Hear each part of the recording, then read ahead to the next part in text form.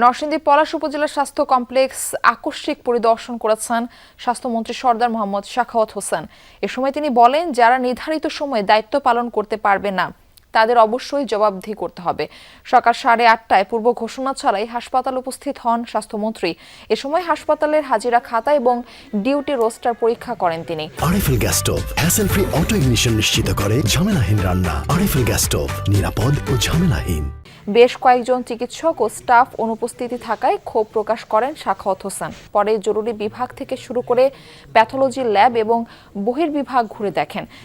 হাসপাতালের পরিষ্কার পরিচ্ছন্নতা এবং ওষুধের মজুদ ঠিক আছে কিনা সে বিষয়ে কর্মকর্তাদের কঠোর নির্দেশনা দেন স্বাস্থ্যমন্ত্রী। জানান, প্রান্তিক মানুষের স্বাস্থ্যসেবা নিয়ে কোনো ধরনের অবহেলা সহ্য করা হবে না।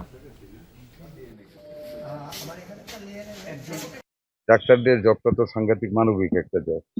আমরা তো বিপদে পড়লে ওনাদের কাছে যাই, ওনাদের হাসি মুখটা দেখলে অনেকটা ভালো হয়ে যায়। আমরা তো বলতেছি আমরা জনগণের গোর ধরে আমরা পাবলিক হেলথ কেয়ারটা আমরা পৌঁছে দেবো, চিকিৎসা সেবা পৌঁছে দেবো, পৌঁছাবো তো ডাক্তার সাহেবদের দিয়ে।